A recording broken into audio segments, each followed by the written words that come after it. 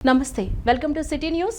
ఆంధ్రప్రదేశ్ రాజధాని అమరావతిలో central government general pool office accommodation ప్రాజెక్టుకు ఆమోదం తెలిపిన ప్రధాని నరేంద్ర మోదీ నేతృత్వంలోని కేంద్ర కేబినెట్కు సీఎం చంద్రబాబు ట్విట్టర్ ద్వారా కృతజ్ఞతలు తెలిపారు. ఈ నిర్ణయం వల్ల అనేక కేంద్ర ప్రభుత్వ కార్యాలయాలు ఒకే చోటకు చేరి వివిధ శాఖల మధ్య సమన్వయం పెరగడంతో పాటు ప్రజలకు మరింత సమర్థవంతంగా సేవలు అందుతాయని ఆయన పేర్కొన్నారు. అమరావతిలో ప్రపంచ స్థాయి మౌలిక సదుపాయాల కల్పనకు, రాష్ట్ర దీర్ఘకాలిక అభివృద్ధికి ఈ ప్రాజెక్ట్ ఒక ప్రధాన మైలురాయిగా నిలుస్తుందని చంద్రబాబు అభిప్రాయపడ్డారు. 6వ తరగతిలో హాస్టల్ సీటు రాకపోవడంపై సోషల్ మీడియాలో నేరుడుప్పల వాసి పోస్టుకు స్పందించిన మంత్రి లోకేష్ మానసకు హాస్టల్ సీట్ ఇప్పించేలా చొరవ తీసుకున్నారు.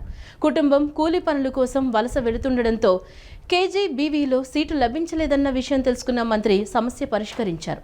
బాగా చదువుకుని తల్లిదండ్రులు గర్వపడేలా చేయాలని ఆకాంక్షించారు. కర్నూలు జిల్లాకు చెందిన చిన్నారి మానస ఆవేదనపై మంత్రి నారా లోకేష్ స్పందించారు. మానస చదువుకు అండగా ఉంటానని మంత్రి హామీ ఇచ్చారు. నేరేడుప్పల గ్రామానికి చెందిన వ్యవసాయ కూలీల కుమార్తె మానస తనకు చదువుకునేందుకు హాస్టల్లో సీటు ఇప్పించాలంటూ లోకేష్ ను సామాజిక మాధ్యమం ఎక్స్ వేదికగా వేడుకుంది. 5వ తరగతి పూర్తయ్యాక కేజీబీవీ పాఠశాలలో సీటు కోసం చిన్నారి అప్లై చేసింది. అయితే అందులో సీటు రాకపోవడంతో చిన్నారి ఆవేదన వ్యక్తం చేసింది. అంతేకాకుండా తల్లిదండ్రులు వలస వెళ్తుండటంతో తన చదువు ఆగిపోతుందని లోకేష్ మామ అంటూ మానస వేడుకుంది. ఈ విషయాన్ని ఎక్స్ లో పోస్ట్ చేయగా చిన్నారి దీనస్థితిపై మంత్రి వెంటనే స్పందించారు. ఈ విషయంలో విచారించాల్సిందిగా అధికారులకు మంత్రి ఆదేశాలు జారీ చేశారు. హాస్టల్ సీటు ఇప్పించి మానస చదువుకు అండగా ఉంటానని హామీ ఇచ్చారు. బాగా చదువుకుని తల్లిదండ్రులకు మంచి పేరు తేవాలంటూ చిన్నారికి మంత్రి లోకేష్ ఆశీస్సులు అందజేశారు. తన దీనస్థితిపై స్పందిస్తూ చదువుకునే అవకాశం కల్పించడంతో చిన్నారి మానస ఆమె తల్లిదండ్రులు ఆనందం వ్యక్తం చేస్తూ లోకేష్ కు ధన్యవాదాలు తెలియజేశారు. రాష్ట్రంలో సామాజిక న్యాయం, సమాన అవకాశాలు, అట్టడుగు వర్గాల సాధికారత లక్ష్యంగా ప్రభుత్వం విస్తృత సంక్షేమ కార్యక్రమాలు అమలు చేస్తోందని రాష్ట్ర సాంఘిక సంక్షేమ శాఖ మంత్రి డోల శ్రీ బాల వీరాంజనేయ స్వామి వెల్లడించారు. ఎస్సీ విద్యార్థుల కోసం 1,543 కోట్ల ఫీజు రియంబర్స్మెంట్ విడుదల చేసి 5.40 లక్షల మందికి లబ్ధి చేకూర్చామన్నారు. తల్లికి వందనం పథకం ద్వారా 2.51 లక్షల మంది విద్యార్థులకు 326 కోట్లకు పైగా ఆర్థిక సాయం చేసినట్లు పేర్కొన్నారు. కూటమి ప్రభుత్వం స్టడీ సర్కిళ్ల బలోపేతం చేయడంతో డిఎస్సిలో పలువురు నిరుద్యోగులకు ఉపాధ్యాయ ఉద్యోగాలు వచ్చాయని సాంఘిక సంక్షేమ శాఖ మంత్రి డోలా బాల వీరాంజనేయ స్వామి తెలియజేశారు. బుధవారం రాజధాని అమరావతిలో మంత్రి డోలా బాల వీరాంజనేయ స్వామి మాట్లాడుతూ ఈ 2 ఏళ్లలో సాంఘిక సంక్షేమ శాఖలో అభివృద్ధి సంక్షేమానికి ప్రాధాన్యం ఇచ్చామన్నారు. 340 మంది విద్యార్థులకు 2 కోట్ల రూపాయలతో ఐఏఎస్ కోచింగ్ అందించామని ఆయన వివరించారు. 200 మంది నర్సింగ్ విద్యార్థులకు జర్మన్ భాషలో శిక్షణ ఇవ్వడమే కాకుండా ఆ దేశంలో ఉద్యోగ అవకాశాల కల్పన చేపట్టామని చెప్పారు. 1,002 హాస్టళ్లలో 1.70 లక్షల మందికి పైగా విద్యార్థుల కోసం 916 కోట్ల రూపాయలు ఖర్చు చేస్తున్నామని మంత్రి డోలా తెలియజేశారు. 10వ తరగతిలో 85.32%, ఇంటర్లో 72.3% మంది విద్యార్థులు ఉత్తీర్ణత సాధించారన్నారు. గురుకులాలు, హాస్టళ్లలో మెరుగైన ఫలితాలు సాధించిన విద్యార్థులకు నగదు ప్రోత్సాహకాలు అందించామని తెలిపారు. 143 కోట్ల రూపాయలతో 774 హాస్టళ్ల ఆధునీకరణకు పనులు చేపట్టామని వివరించారు. ప్రతి హాస్టల్లో టాయిలెట్స్, శానిటేషన్ నిర్వహణకు అవుట్సోర్సింగ్ విధానం ద్వారా నిర్వహిస్తున్నామని చెప్పారు. ఎస్సీ విద్యార్థుల కోసం 1,543 కోట్ల రూపాయల ఫీజు రియంబర్స్మెంట్ విడుదల చేసి 5.40 లక్షల మందికి లబ్ధి చేకూర్చామని వెల్లడించారు. తల్లికి వందనం పథకం ద్వారా 2.51 లక్షల మంది విద్యార్థులకు 326 కోట్ల రూపాయలకు పైగా ఆర్థిక సాయం చేసినట్లు పేర్కొన్నారు. సాంఘిక సంక్షేమ గురుకులాలు, హాస్టళ్లలో విద్యా ప్రమాణాలు గణనీయంగా మెరుగుపడ్డాయని తెలిపారు. 10వ తరగతిలో 85.32%, ఇంటర్లో 72.30% ఉత్తీర్ణత నమోదైందన్నారు. గురుకులాల్లో 10వ తరగతిలో 89%, ఇంటర్లో 92% ఫలితాలు సాధించారని వివరించారు. విద్యార్థుల భద్రత, సౌకర్యాల కోసం 104.96 కోట్ల రూపాయలతో వసతి గృహాల్లో అభివృద్ధి పనులు చేపట్టామని, 989 వసతి గృహాల్లో ఏఐ ఆధారిత సీసీ కెమెరాలు ఏర్పాటు చేస్తున్నామని తెలియజేశారు. మా ముఖ్యమంత్రి గారు సామాజిక న్యాయానికి నమ్మిన సిద్ధాంతాలకు కట్టుబడిన వ్యక్తి. ఏదైతే డాక్టర్ బిఆర్ అంబేద్కర్ గారు చెప్పారో వారి ఆశయాలకు అనుగుణంగా సామాజిక, ఆర్థిక అసమానతలు తొలగించాలంటే విద్య చాలా ప్రధానం అని చెప్పి విశ్వసించిన వ్యక్తి మా ముఖ్యమంత్రి చంద్రబాబు నాయుడు గారు. అదేవిధంగా దానిలో ప్రధానంగా మేము తీసుకున్న దాని ప్రకారం సోషల్ వెల్ఫేర్ కావచ్చు, డిజేబుల్డ్ విభాగంలో కావచ్చు ఎక్కువగా హాస్టల్స్ని బలోపేతం చేయటం, విద్యార్థులు గణనీయంగా దానిలో నమోదయ్యేలాగా చేసుకోవటం, ఉత్తమ ఫలితాలు సాధించటం, దాంతోపాటు భవిష్యత్తులో మంచి ఉన్నత స్థితిలో ఉండాలి, సాధికారత సాధించాలి అనేటువంటి అంశాలతో మేము ముందుకు పోతా ఉన్నాం. ఈ 2 సంవత్సరాల్లో మేము విద్యార్థులకి ఏకంగా 1543.17 కోట్ల ఫీజు రియంబర్స్మెంట్ని 5,40,000 మంది ఎస్సీ విద్యార్థులకు ఇవ్వడం జరిగింది. అది పోస్ట్ మెట్రిక్ స్కాలర్షిప్స్ కింద ఫీజు రియంబర్స్మెంట్ కింద. అదేవిధంగా ప్రీ మెట్రిక్ దాంతోపాటు తల్లికి వందనం ద్వారా కూడాను 2.51 లక్షల మందికి 326.74 కోట్ల రూపాయలని మనం ప్రీ మెట్రిక్ స్కాలర్షిప్స్ కింద ఇవ్వడం జరిగింది. అంతేకాకుండా 4,78 లక్షల రూపాయలతోటి 2,000 మందికి డిఎస్సి కోచింగ్ ఇస్తే అందులో 331 మంది డిఎస్సి ద్వారా టీచర్స్గా సెలెక్ట్ అయ్యారు. 108 మంది ఎస్జిటీలు గాను 143 మంది స్కూల్ అసిస్టెంట్లు గాను ఉద్యోగాలు పొంది ఈరోజు ప్రభుత్వ ఉద్యోగాలు చేస్తున్నారనేది మేము కూడా వారికి కోచింగ్ ఇవ్వడం ద్వారా కూడా అది సాధ్యపడిందని చెప్పి గర్వంగా తెలియజేస్తూ ఉన్నాం.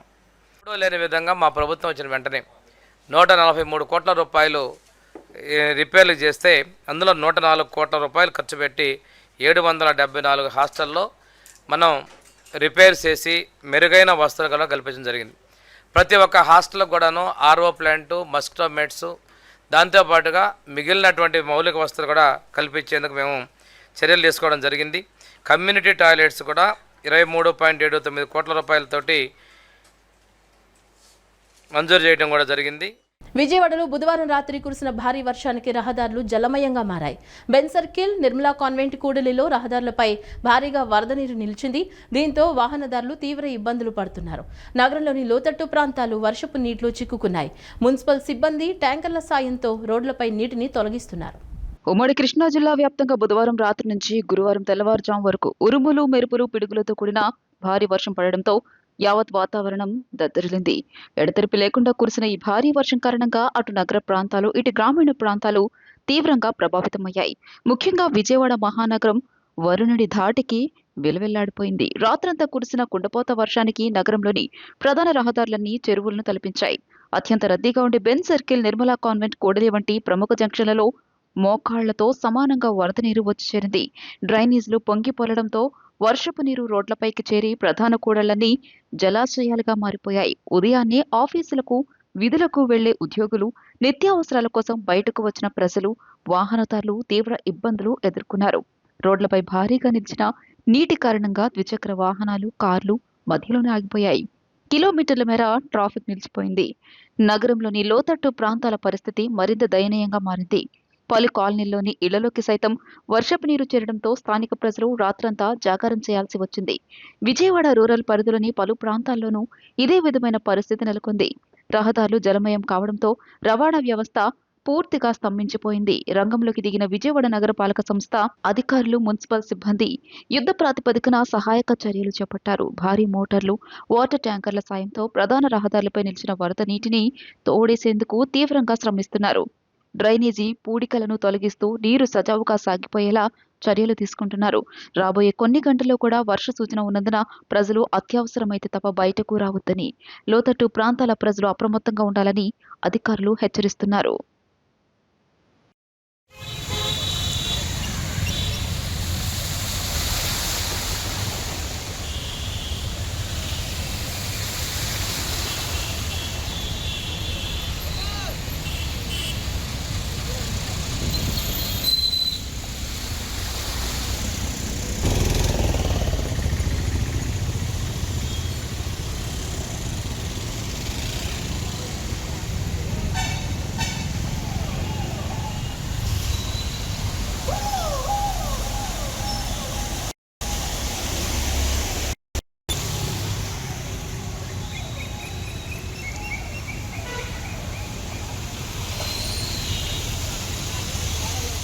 రాష్ట్రంలో ప్రింటింగ్ రంగానికి పారిశ్రామిక హోదా కల్పించే అంశం ప్రభుత్వం పరిశీలనలో ఉందని, దీనిపై సానుకూలంగా స్పందించి తగిన చర్యలు తీసుకుంటామని రాష్ట్ర పరిశ్రమల శాఖ మంత్రి భరత్ స్పష్టం చేశారు. ఇప్పటికే ప్రింటింగ్ రంగానికి విద్యుత్ ఛార్జీలకు సంబంధించి పారిశ్రామిక హోదాను వర్తింపజేశామని వెల్లడించారు. ఈ ఏడాది ఏప్రిల్ 1 నుంచి టారిఫ్ సవరణ కూడా అమల్లోకి వచ్చిందని తెలిపారు. రాష్ట్రంలో ప్రింటింగ్ రంగానికి పారిశ్రామిక హోదా కల్పించే అంశం ప్రభుత్వం పరిశీలనలో ఉందని, దీనిపై సానుకూలంగా స్పందించి తగిన చర్యలు తీసుకుంటామని రాష్ట్ర పరిశ్రమల శాఖ మంత్రి భరత్ స్పష్టం చేశారు.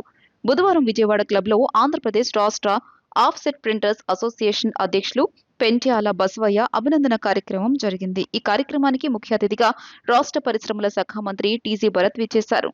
ఈ సందర్భంగా ప్రింటింగ్ అసోసియేషన్ ప్రతినిధులు తమ సమస్యలపై మంత్రికి వినతి పత్రం అందజేశారు. అనంతరం మంత్రి భరత్ మీడియాతో మాట్లాడుతూ ముఖ్యమంత్రి నారా చంద్రబాబు నాయుడు నేతృత్వంలోని కూటమి ప్రభుత్వం పారిశ్రామిక రంగానికి పెద్దపీట వేస్తోందని గుర్తు చేశారు. ఇప్పటికే ప్రింటింగ్ రంగానికి విద్యుత్ ఛార్జీలకు సంబంధించి పారిశ్రామిక హోదాను వర్తింపజేశామని, ఈ ఏడాది ఏప్రిల్ 1 నుంచి టారిఫ్ సవరణ కూడా అమల్లోకి వచ్చిందని తెలియజేశారు.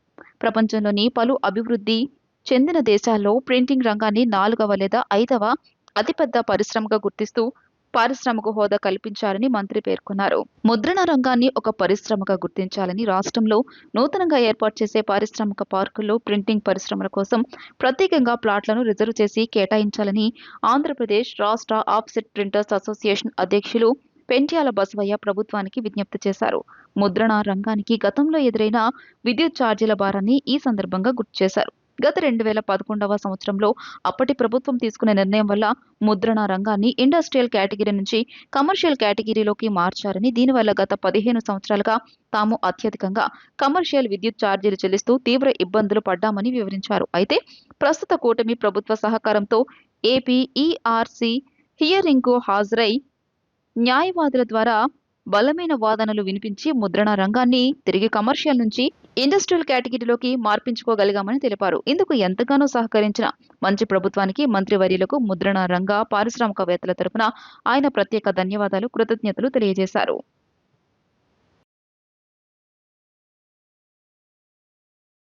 They are the almost 4th or 5th ఇండస్ట్రీగా పరంగా తీసుకుంటే బ్రాడర్ స్పెక్ట్రమ్లో they are almost like 4th or 5th ప్లేస్లో ఉంటారు. సో వరల్డ్ ఓవర్ అదర్ కంట్రీస్లో ఇండస్ట్రియల్ స్టేటస్ అనేది ఉంది. ఇక్కడ కూడా ఇండియాలో కూడా ఇండస్ట్రియల్ స్టేటస్ తీసుకోవాలని ప్రతి స్టేట్ నుంచి రిప్రజెంట్ చేయమని చెప్పి there request is there. We will work towards it.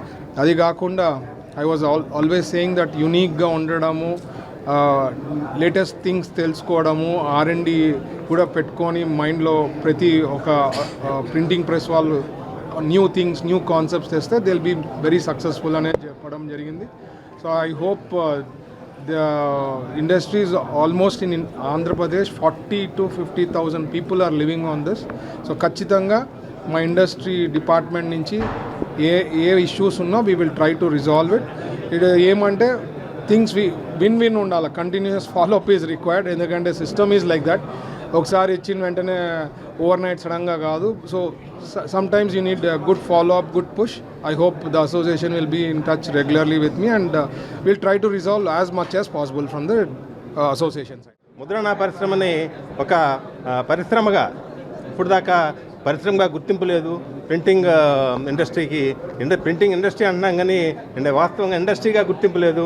ఆ గుర్తింపు ఇవ్వమని గౌరవ మంత్రివర్యులను కోరాము. అట్లాగే రాష్ట్రంలో నెలకొల్పుతున్న శ్రద్ధలు ఇండస్ట్రియల్ పార్కుల్లో ప్రింటింగ్ పరిశ్రమకి కొన్ని ప్లాట్లు రిజర్వ్ చేసి వారికి ఇవ్వాల్సిందిగా వారిని అభ్యంతరం జరిగింది. అట్లాగే మన రాష్ట్రంలో ముద్రణ పరిశ్రమ కార్మికుల కొరత, నిపుణులైన కార్మికులు చాలా ఉంది. ఆ కొరతని అధిగమించడానికి మనం ఒక స్కిల్ డెవలప్మెంట్ సెంటర్ పెడుతున్నాము. ఆ సెంటర్కి కూడా సహకరిస్తానని మంత్రి గారు హామీ ఇచ్చారు. Thank you to the government for this assurances. YCP నేతలు రాష్ట్ర అభివృద్ధికి సహకరించారని ఆంధ్రప్రదేశ్ అసెంబ్లీ స్పీకర్ చింతకాయల అయ్యన్న పాత్రుడు సూచించారు. ఏపీలో జరుగుతున్న అభివృద్ధి పనులకు జగన్ అండ్ కో అడ్డుపడడం భావ్యం కాదని పేర్కొన్నారు. వైసీపీ ప్రతిదానికి అడ్డంకిగా ఏర్పడితే రాష్ట్రాభివృద్ధి ఎలా జరుగుతుందని ప్రశ్నించారు. రాష్ట్రం బాగుంటేనే పార్టీలైనా ప్రజలైనా బాగుంటారని చెప్పుకొచ్చారు. అప్పుడే ఏపీ అభివృద్ధి చెందుతుందని వివరించారు. ఇప్పటిదాకా తెలుగుదేశం పార్టీకి తాను సేవలందించానని, ఇప్పటి నుంచి తమ కుమారుడికి సేవలందించే అవకాశం రావటం సంతోషకరమని చెప్పుకొచ్చారు. తెలుగుదేశం పార్టీ ఆవిర్భావం నుంచి పార్టీలో ఉన్నందుకు తగిన గుర్తింపు లభించిందని అన్నారు. ముఖ్యమంత్రి నారా చంద్రబాబు నాయుడు, మంత్రి లోకేష్ తమ కుటుంబంపై ఉంచిన గురుతర బాధ్యతను పార్టీకి అంకితం చేస్తున్నామని అయ్యన్న పాత్రుడు పేర్కొన్నారు. మరి ఈరోజు చాలా ఆనందంగా ఉంది. ఎందుకంటే నేను 20 సంవత్సరాల నుంచి కూడా అమ్మవారి ప్రభావం గురించి నాకు తెలుసు. అది 20 సంవత్సరాలు బట్టి రావాలని ప్రయత్నం చేశాను, కానీ ఎప్పుడు నాకు అవకాశం రావట్లేదు. మరి ఈసారి నా అదృష్టం నా కొడుకుతో సహా వచ్చి అమ్మవారి దర్శనం చేసుకోవాలని అదృష్టం నాకు దక్కింది. అలాగే రఘురామరావు కానీ తాతయ్య గారు కానీ మేమందరం కూడా ఒక కుటుంబంలో ఉండేవాళ్ళం. మేము మంత్రిగా రఘురామరావు గారు ఉన్నప్పుడు, అలాగే తాతయ్య గారు లాస్ట్ టైము ఈ టైము ఎమ్మెల్యేగా అంతా కలిసి ఒక అన్నదమ్ముళ్ళలాగా కుటుంబంలాగా ఉండేవాళ్ళు. రఘురామ గారు నా వయసు ఇచ్చి ఒకటి అనుకుంటాను, నెలల తేడా అంతే. 70 వచ్చేస్తున్నాయి మాకు. నేను ఈవేళ అమ్మవారిని ముఖ్యంగా కోరుకున్నది ఏంటంటే, అది చెప్పాలి మనసులో మాట. 83లో ఎన్టీ రామారావు గారు పిలిచి నాకు ఎమ్మెల్యే సీట్ ఇచ్చారు. అప్పుడు నా వయసు 25 సంవత్సరాలు, ఫస్ట్ టైం ఎమ్మెల్యే. అప్పటి నుంచి ఇప్పుడు వరకు ఇన్ని సంవత్సరాలు కూడా అదే పార్టీలో ఉండి నాకు అవకాశం ఇచ్చారు. నాకు ఈ స్థాయి వచ్చిందంటే ఎన్టీ రామారావు గారు, తెలుగుదేశం పార్టీ. అదే పార్టీలో ఎన్ని ఇబ్బందులు ఉన్నా, ఎన్ని ఇబ్బందులు పెట్టినా ఆ పార్టీని నమ్ముకొని పెద్ద ఆయనకి చంద్రబాబు నాయుడు గారికి, ఇప్పుడు లోకేష్ గారికి కూడా మేము ఫ్రెండ్లీగా సేవ చేసుకుంటూ పార్టీకి ఉన్నాం. అలాగే నా అదృష్టం ఏంటంటే, నేను బ్రతికుండగా స్పీకర్ స్థానంలో ఉండగా మళ్ళీ నా కొడుక్కి రాజ్యసభ రావడం. అది కూడా మొదటి నుంచి పార్టీ పనిచేస్తున్నాడు ఐటీడీపీలో. నేను దేవుడికి కొన్నానంటే, నాకు ఏ స్థైర్యాన్ని ఇచ్చారో, బ్లెస్సింగ్స్ అని ఇచ్చారో దేవుడు కూడా, అమ్మవారు కూడా మా అబ్బాయికి అందరికీ కూడా ఆ స్థైర్యాన్ని, ధైర్యాన్ని ఇచ్చి ఆశీర్వదించి, నేను ఇప్పుడు వరకు నేను సేవ చేశాను. రాబోయే రోజుల్లో ఈ పార్టీకి మా కొడుకు సేవ చేయాలి. ఆ అవకాశం వాళ్ళు కల్పించుకొని అమ్మవారిని మనసుకుంటున్నాను. ఏంటంటే, ఈ రాష్ట్రం బాగుండాలంటే ఒక మంచి నాయకత్వం కావాలి. మంచి నాయకత్వం ఉంటే రాష్ట్రం బాగుంటుంది. అంటే రాష్ట్రం ముందు ముఖ్యం, పార్టీ తర్వాత రెండు. పార్టీ బాగుంటే రాష్ట్రం బాగుంటుంది. అంటే రాష్ట్రం బాగుండాలని కోరుకున్నాను. దానికి అన్ని పార్టీలు కూడా సహకరిస్తున్నాయి, ఎక్సెప్ట్ ఒక పార్టీ. వాళ్ళు కూడా మనసు మార్చమని కోరుకున్నాను. రాష్ట్ర వ్యాప్తంగా చేపట్టిన 36 ప్రాధాన్య ప్రాజెక్టుల్లో కర్నూలు జిల్లాలోని వేదవతి లిఫ్ట్ స్కీమ్ కూడా ఉందని, దీన్ని 2028 నాటికి పూర్తి చేయాలని సీఎం చంద్రబాబు ఆదేశించారని మంత్రి నిమ్మల రామానాయుడు తెలిపారు. కర్నూలు జిల్లాలో 68 ట్యాంకుల పథకంలో భాగమైన జొన్నగిరి ట్యాంకుకు పైప్ లైన్ నిర్మాణంపై అంచనాలు రూపొందించాలని అధికారులను ఆదేశించారు.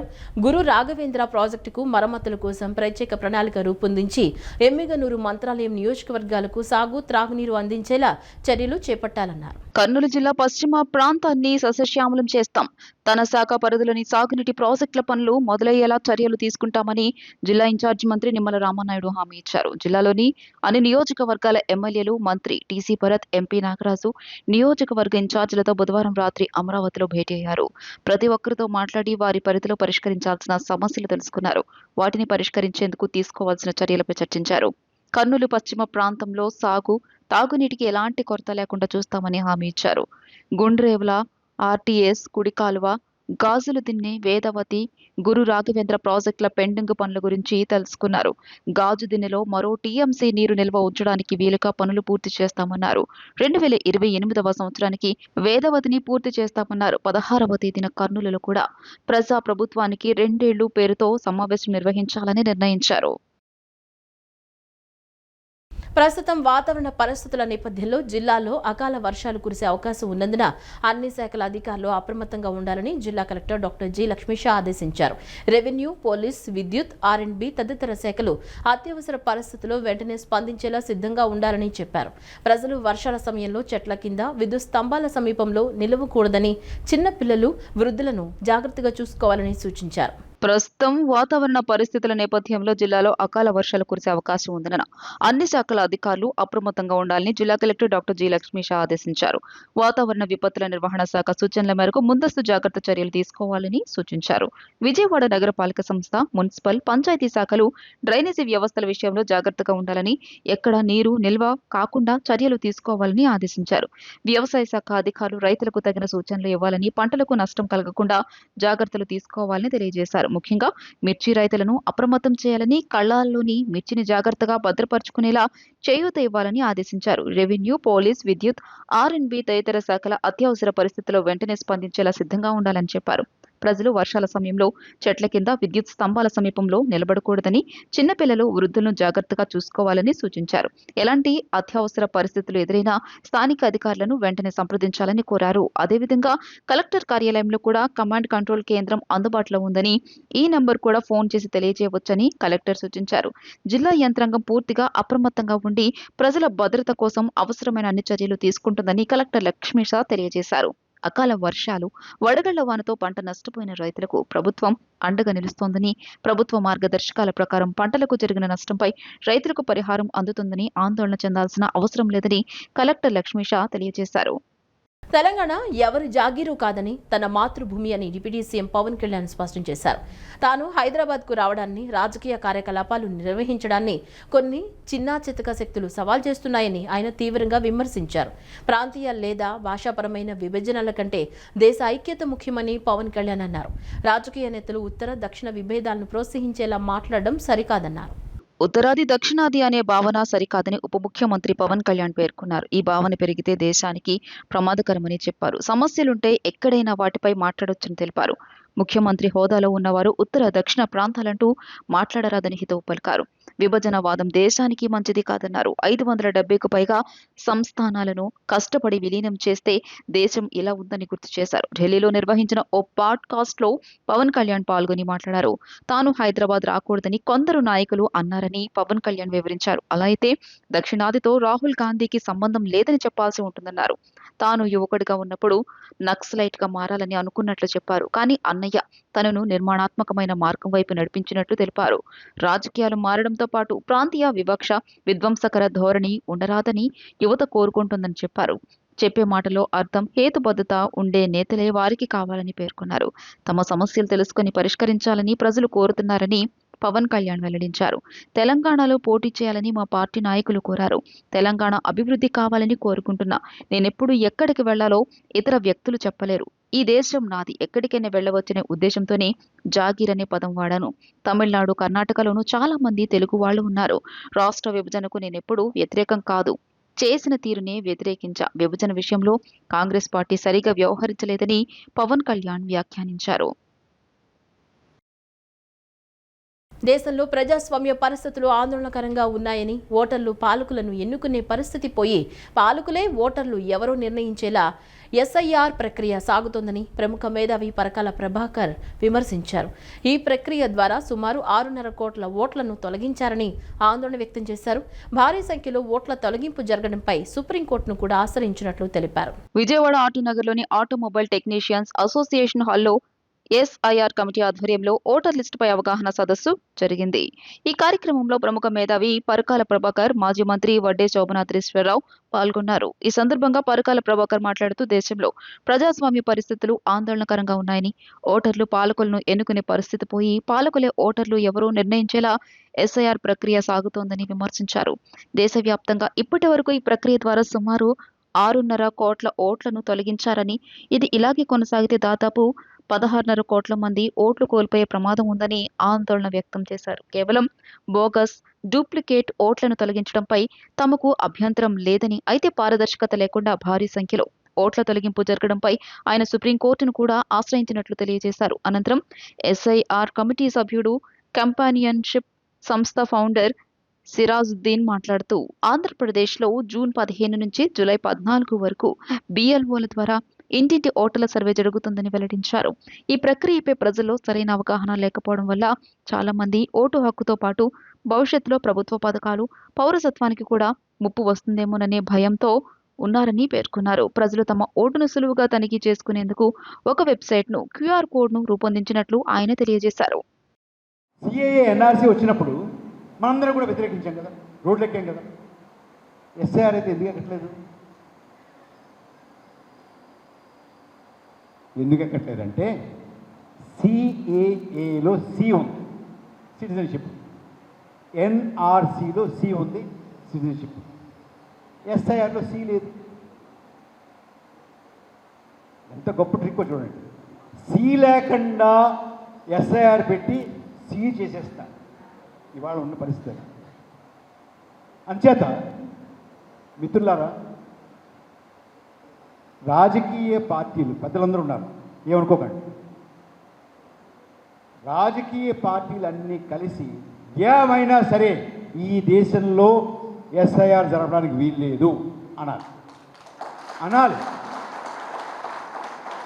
కానీ అనలేకపోతున్నారు. వాళ్ళ అసెస్మెంట్ వాళ్ళు ఉండొచ్చు, మన శక్తి లేదు, మనం ఆపలేము, ఎలాగా అయిపోతుంది ఇది అని. ఎస్ఐఆర్ ఎట్టి పరిస్థితుల్లోనూ జరగడానికి వీలు లేకుండా చేసుంటే మనకి ఈ తిప్పలు తప్పే. గతంలో కూడా ఎస్ఐఆర్లు జరిగి ఉండడం, వాటిలో ఇంత తీవ్రత ఉండకపోవడం వల్ల పర్లేదు, మన ఓటు ఉంటుంది, నేను ఎప్పటి నుంచో ఇక్కడే ఉన్నాను కదా, అందరు నాకు తెలిసిన వాళ్ళే కదా అని ధైర్యం కావచ్చు, మనకి ఏమవుతుంది అనుకునే కావచ్చు. చాలామంది అండి, ఒక కమ్యూనిటీ అని కాదు, అందరు కూడా అలాంటి అపోహలో ఉన్నారు. సో అసలు ఎస్ఐఆర్ వల్ల దాన్ని ఎలాగా ఫేస్ చేయాలో అలా చేయకుండా ఉంటే కనుక ఏ విధమైన నష్టం జరుగుతుంది, ఏ విధమైన ప్రాబ్లమ్స్ ఫేస్ చేయగలుగుతారు. రీసెంట్గా మనం చూస్తే బెంగాల్లో దాదాపు 91 లక్షల ఓట్లు, తమిళనాడులో 80 లక్షల ఓట్లు, వీళ్ళన్నీ పోయాయి చాలామందికి.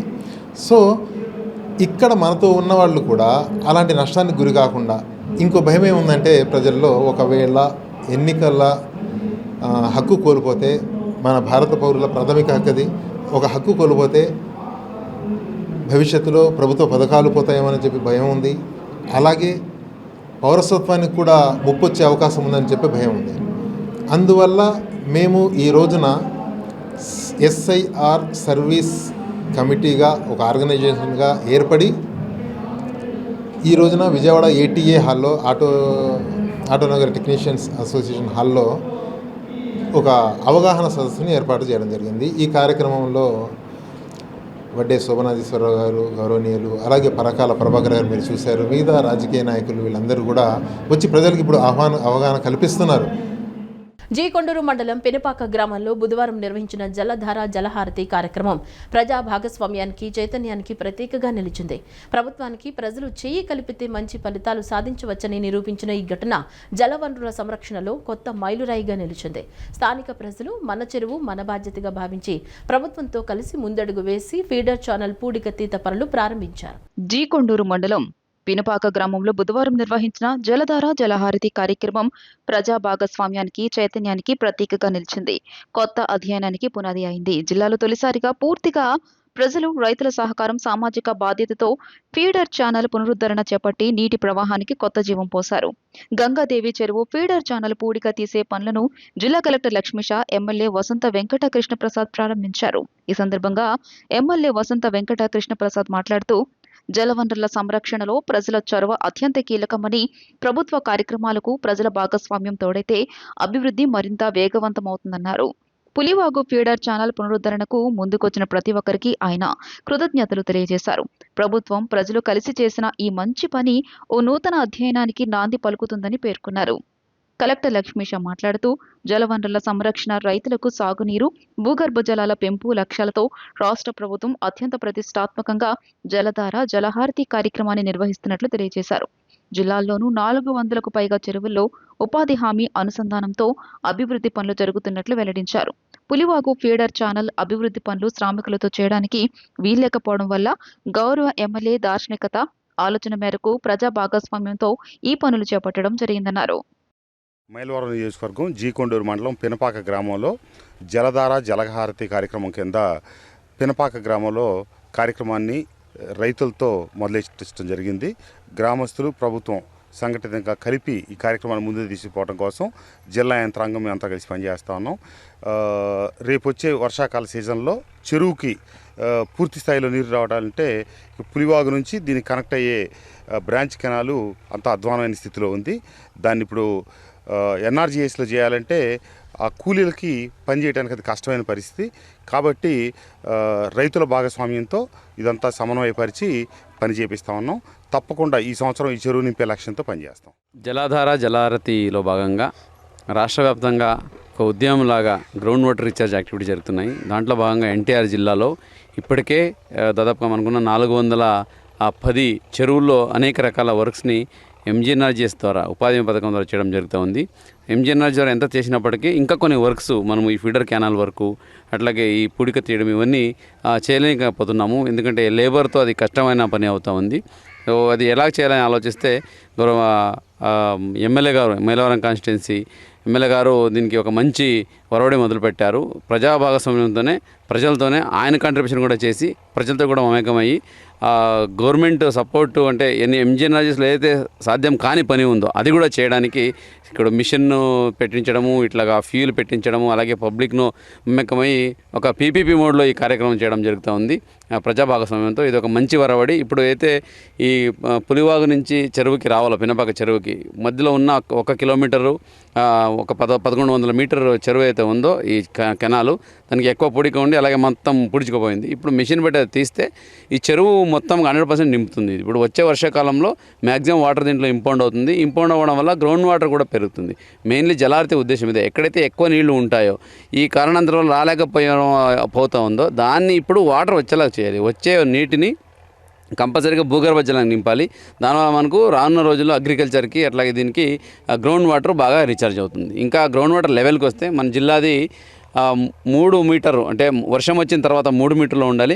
వర్షం అయిన తర్వాత ఏదైతే మన సీజన్ అంతా కంప్లీట్ అయ్యాక 6 మీటర్కి రావాలి. అంటే 3 మీటర్ 6 మీటర్ పరిధిలో ఉండాలి. ఇప్పటికీ 6.38 మీటర్లు ఉంది. ఇంకొక 30 సెంటీమీటర్ తక్కువ అయిపోయింది ఆల్రెడీ. ఇది కూడా మనం పెంపొందాలి. నెక్స్ట్ ఇయర్ ఇంతకన్నా మంచిగా మనం మెయింటైన్ చేయాలంటే ఇటువంటి కార్యక్రమాలు జలహారతిలో చేయాలి. ఈ విజయవాడ మాచవరం మండలం 26వ డివిజన్లో నరేంద్ర మోదీ సుపరిపాలన 12 సంవత్సరాల కాలం పూర్తి చేసుకోవడమే కాకుండా మాజీ ప్రధాని నెహ్రూ రికార్డును బద్దలు కొట్టి ఎంపికతో కాకుండా ఎన్నికతో ఈ కాలాన్ని పూర్తి చేసిన సందర్భాన్ని పురస్కరించుకుని బీజేపీ మాచవరం మండల పార్టీ ఆధ్వర్యంలో కూటమి నాయకులు పూజలు నిర్వహించారు. ఆంజనేయ స్వామి ఆలయంలో మోడీ ఆయురారోగ్యాలతో ఉండాలని, దేశాన్ని అభివృద్ధి పదంలో నడపాలని పూజలు చేశారు. ఈ కార్యక్రమంలో మండల అధ్యక్షుడు పెదపాటి చంద్రశేఖర్ నాయకత్వం వహించగా జిల్లా ఉప అధ్యక్షురాలు Bommadevara Ratnakumari, BG MM general secretary Mannavaramma, TDP 1వ డివిజన్ అధ్యక్షుడు కొమ్మినేని సురేష్ తదితరులు పాల్గొన్నారు.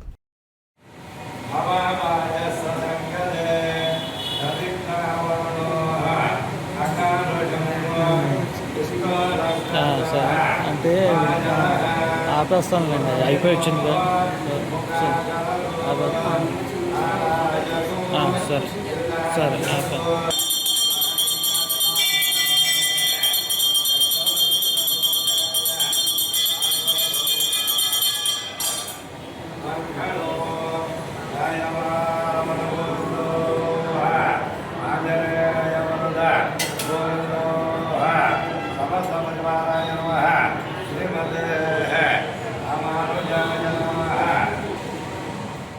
ఈ వార్తలు ఇంతటితో సమాప్తం. నమస్కారం.